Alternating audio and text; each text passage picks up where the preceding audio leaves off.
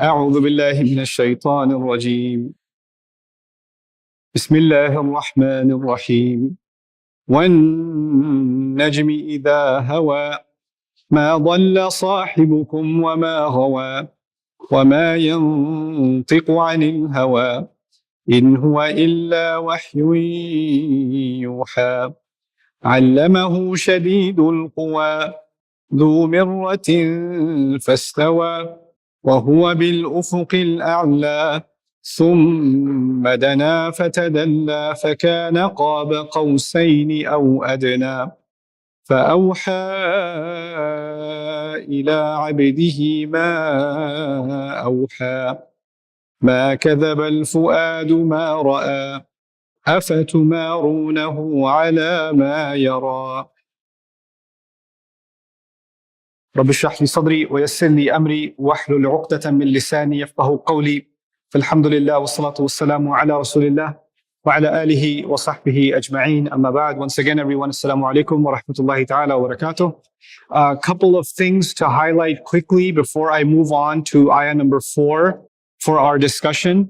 I want you to take note of the institution of Risala. Risala meaning revelation itself.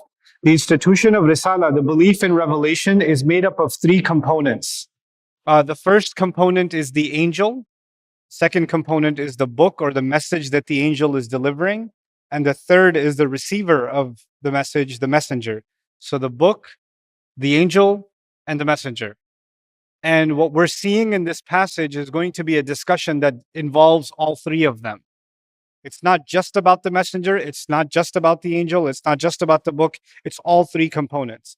Right now, so far, we haven't been introduced to the angel, to Jibreel alayhi salam. But what we have learned are 2 things. We learned one thing about the Prophet sallallahu alaihi wasallam and one thing about the Quran. So the one thing we've learned about the Prophet sallallahu alaihi wasallam is that he is not lost or deluded, and his character and the time that he spent with them is credibility enough.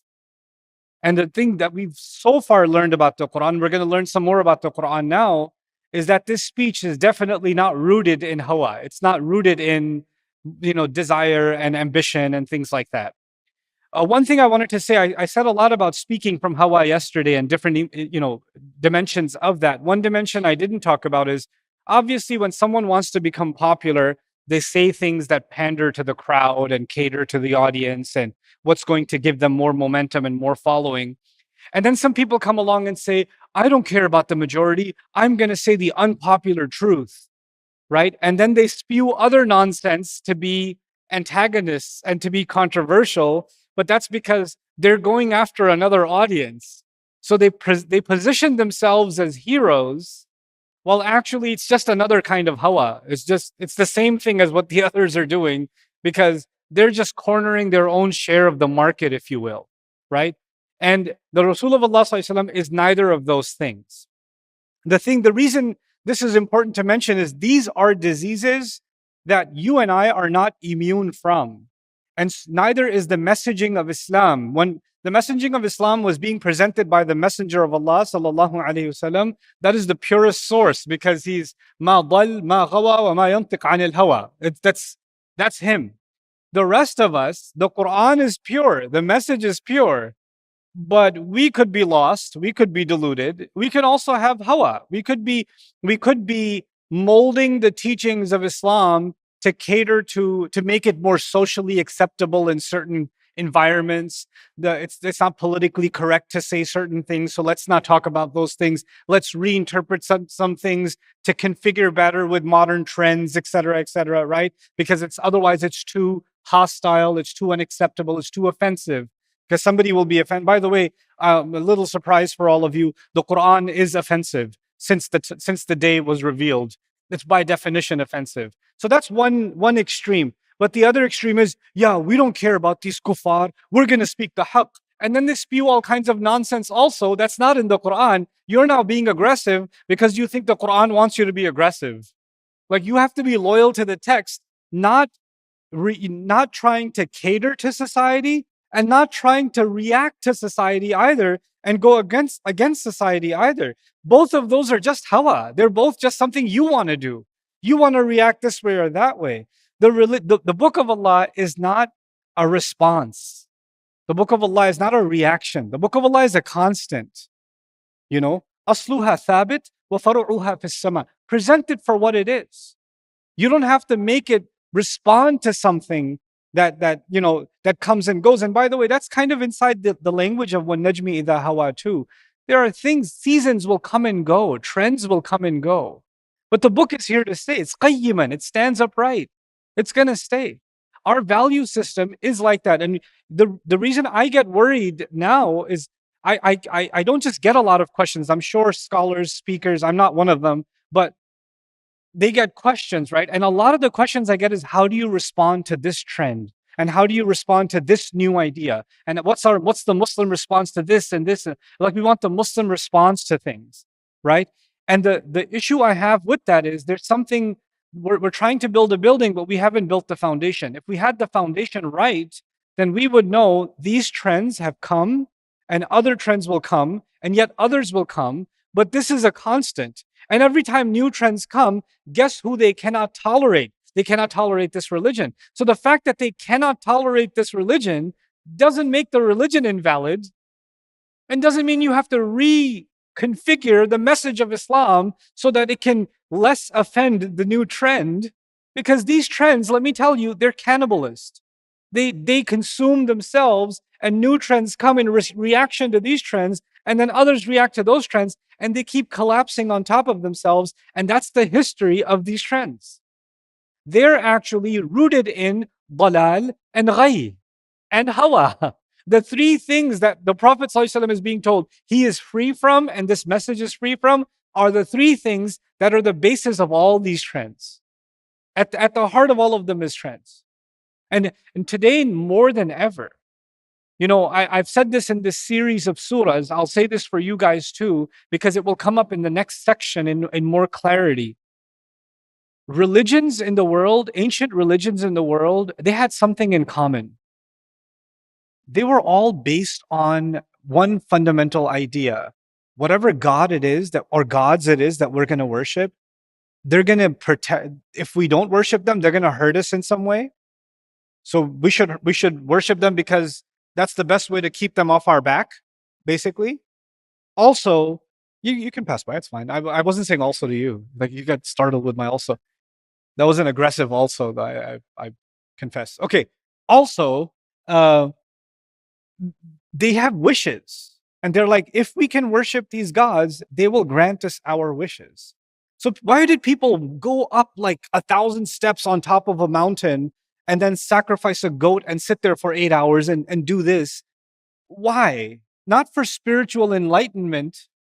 They went up there because, you know, whoever you are, just make that girl fall in love with me because I really want to marry her. And her father said no. And he went up there to just make that happen. Or somebody else made that happen because my neighbor has 2 goats and I just have 1 goat and I need to be the ultimate goat. So give me another goat, you know. People had these wishes and they just wanted their wishes granted. And what are these wishes that you love so much? Hawa. That's what they are.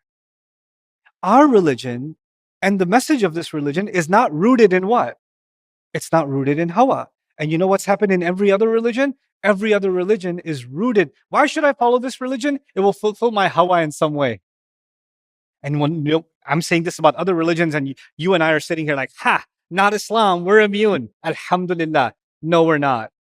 We have brought hawa into our religion too. You know what's happened? I made so much dua to Allah that I should get into med school, and then I didn't get in, and that's why I don't pray anymore, because my hawa wasn't fulfilled. And so, because the religion should cater to me. I didn't come to surrender to this message. I will follow this message. What do I get in return? What are the benefits? What's the package? Right? This is the consumer religion. And we've brought that mentality into Islam, and now people are having a faith crisis because their consumerism isn't being met. Because it's not on their terms. Laysa bi amanikum, and we're going to see this explicitly in the surah. Allah will say, Laysa lil insani illa ma sa'a. He'll say, Am lil insani ma tamanna? Oh, the human being is going to get whatever he wishes for? Is that what his thought process is? And that ties directly to وَمَا يَنْطِقُ عَنِ الْهَوَى. This religion is, I cannot sell this religion to someone and say, if you follow this religion, there's no more stress, there's no more anxiety, you're not going to have financial problems, your health will be okay, your cancer is going to disappear, diabetes, blood sugar. In fact, you're going to lose weight. Everything's going to be great. Just follow Islam. Islam's going to make everything right. Anybody who followed Islam in Makkah, did their life get better or harder? Life was easy before Islam, man. And then Islam, some Sahabi accepts Islam. Now his family's calling him crazy. He's getting kicked out of the house. He's getting beat up. He's getting spit on. He's getting insulted. And he had an easy life last weekend. And now he's like, what is this? What did I just sign up for? It's the opposite of what someone would want. It's the opposite of hawa. You understand that? And so the way that the message was presenting itself and the price you had to pay for following this message itself was proof that it's not hawa. Okay, so that's another important consideration. Now, let's move on to ayah number 4. In huwa illa wahyun yuha. Now the language is getting even more aggressive because the word ma in Arabic is used for negation, strong negation. But in is another, it's in nafiya. There's 2 kinds of, or 3 kinds of in, or even more kinds of in Arabic. And one of them is called in nafiya, the in of negation. And that's what's being used here in the beginning of the ayah, in huwa illa wahyun yuha. For Arabic students or people who are familiar with the language, if you were to say this in very simple language, you would say huwa wahyun. Huwa wahyun. It's revelation. He doesn't speak from his whims. He doesn't speak from things that he loves. It's revelation. It is revelation. And the way you say it is revelation in Arabic is huwa wahyun. But what's happened here? In huwa illa wahyun, and then also a yuha. So there's a lot of additions here. There's an itnab here, right? And there's an excessive speech here, and we have to process why what that's doing there. But before we do, I'm going to tell you a little bit about the meanings of the word wahi, which we commonly translate as inspiration or revelation. But what does this word mean? What are its secondary meanings? Where does it come from, right? So wahyun is maktub, shay'un maktub. Wahi was used for something that was carved into a stone, scratches on a stone, light scratches that you can barely read were also called wahi. Wahyun fil hijr, meaning it's again carvings in a stone, and you can tell, I think somebody wrote something here. سمعت وحات الرعد وهو صوته الممدود الخفي. If you barely heard thunder and nobody else heard it, and you're like, I think I just heard the wahat from wahi, wahat. You know what that means? You barely heard it. And that the barely heard thunder, that's very low in volume, was actually called wahat. And then waha ilayhi wa awha ilayhi kallamahu bi kalamin yukhfihi. So waha, the verb was used when you speak to someone in a secretive way, or you communicate with someone in a way that nobody finds out. Like when you message someone and their phone goes, ooh, that's not wahi. Because now everybody's like, hey, did you just get a message? Oh, somebody gets their phone, ding, right? That's not wahi. But if, for example, they do this, you guys don't watch movies, so I don't know how to explain this to you, but like, in the, movies, astaghfirullah, sometimes people are communicating with each other without saying something, and they're like, and it goes like, but they make it all too obvious. They're like, like, but if they're communicating with each other in ways that other people can't tell, which is, by the way, what athletes do sometimes in sports, baseball players, soccer, etc. You can have motions, body motions, and they know they're speaking each other's code. That kind of code can also be called wahi, or a whisper can also be called wahi. Okay. ومن ذلك الإيحاء إيقاع المعنى في القلب بطريقة خفية. So from this came the idea of أوحى يوحي إيحاء, which is used in the Quran for inspiration, to put something in the heart in a way that is very secretive. فأوحى إليهم أن سبحوا بكرة وعشية. Zakaria alayhi salam was told not to speak, right? He was told not to speak for 3 days. You remember that story? When he came out of his quarters and people wanted to talk to him, like, what happened? And he had to tell people, that they should do tasbih of Allah. He did it without being direct because he couldn't speak. So Allah uses what? Indirect speech, or, by way of gesture, body language, أوحى إليهم, right? So similarly, ومن حصول الشيء القوي في الحوزة بلطف This is another interesting meaning. It's not related to our discussion, but it's part of the dictionary meaning of the word. Awha was used as a verb for someone who used to be poor and then became rich, like they transformed. So awha was also used for a great transformation.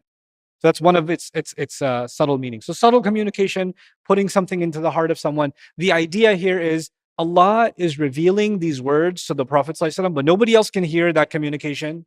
There are Sahaba sitting next to him. Jibreel is talking to him. Nobody hears Jibreel's voice.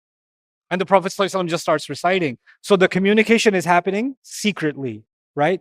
That's why the word awha is important here. That they are like, when did he get it? We didn't hear anything. We don't see an angel. But it's in huwa illa wahyun. It is communicated in a secretive way, but it is a very powerful communication. Now let's go into the language. This English list will make sense. I use these big words to intimidate you, but they're actually summaries of the Arabic side. So I'm going to just explain each of them to you and you'll understand. First of all, at-tanween yufidu at-ta'zim. Here you notice in huwa illa wahyun. The on wahi, the tanween, that can actually be a representation of something grand. That doesn't mean every tanween in Arabic is ta'zim, but certain ones are. And when you study grammar enough and balagha enough, you'll understand which ones are and which ones aren't. But here, this would mean it is nothing but a remarkable revelation. It's not just, it's an incredible revelation. And that's coming from the tanween in wahyun. This is me trying to tell you that one of the important things to contemplate in the Quran is not just the words, but the way that the words are being used. Right? A tanween can make a difference, an al can make a difference, a mansoob can make a difference, and majroor can make a difference. These things make a difference in how the Arabs were receiving this. We have to do all this technical work to understand it. This was hitting them naturally. Right? There was an adjective associated, the greatness, the grandness was associated when they heard wahyun, and it didn't need an explanation. We have to go through the exercise to be able to appreciate that. Then there's fawaid al-itnab. What that means is there's an overuse of certain things. There's in huwa illa. Instead of saying it is revelation, it is nothing at all but revelation. It cannot be anything else but an incredible revelation. That's how it's being spoken, as if there are 3 or 4 exclamation marks at the end of this sentence. And it wasn't just revelation. He says yuha, wahyun yuha, which is extremely strange, beautifully strange. You don't say it is revelation that has been revealed. Obviously, a revelation has been revealed. You know, I shot a shot. You know, because you already shot it, so you don't have to say a shot, right? Or you say I ate, or I bit a bite. No, you bit. That's good enough. I got it. You don't need to say the bite part, right? Or, I wrote a writing. You wrote is enough. I got it. But here he says, it is nothing but revelation, a grand revelation that has been revealed, that has been communicated secretly. Why add that? What that does is it adds another dimension to the meaning. It actually adds the dimension that it keeps on being revealed at the right occasion. So the whole thing is nothing but revelation, but it keeps on coming at the right moments.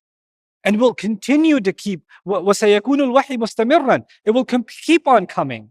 Like Allah says, وَقُرْآنًا فَرَقْنَاهُ لِتَقْرَأَهُ عَلَى النَّاسِ عَلَى مُكْثٍ وَنَزَّلْنَاهُ تَنزِيلًا. The Quran, we broke it apart so you can read it to people at the right occasion. And we broke it apart as a gradual revelation. So he keeps on revealing it at the right moments. And that's part of what makes it so grand. وَمِن فَوْرِهِمْ هَذَا يُوحَى. Also, this ayah could mean this, what you're listening to right now, Surah An-Najm, is nothing but revelation that is coming down as we speak. In other words, Jibreel is here. The people that were listening to this were like, what did he make stuff up? And when the Prophet is reciting the surah, it's as if he's telling them, by the way, the communication is happening right now in this moment. In this moment. And you should be on alert. Like, I'm not alone right now. Jibreel is here too. And he's the one giving me these words, and I'm sharing them with you. That's a really heavy realization, you understand? That's inside the word yuha. And then the in huwa illa also says, la yumkin an yakuna duna wahyin. It's not possible for this to be anything else. Contemplate this and you will come to the conclusion this isn't human. This isn't made up. This isn't poetry. This isn't like any other religion. This is nothing but revelation that is coming down. This is nothing but inspiration communicated secretly to this messenger, sallallahu alaihi wasallam. And then in akadu nafyan min ma fal inkar thumma al ithbat huna aqwa. So what that means is you saw in the beginning ma dhalla sahibukum wa ma ghawa wa ma yantiqu anil hawa. Ma. So the expectation here was wa ma huwa illa wahyun yuha. Because the ma would have continued, but he switches from the ma to what word? In, to make this the climax of the ultimate statement that's being made. As if the whole point of everything that's being said so far rests on this one thing. This is the top of the peak. In huwa illa wahyun yuha. You can think of it like this. Wan-najmi idha hawa. In huwa illa wahyun yuha. It's like that. That this is the connection that's being made.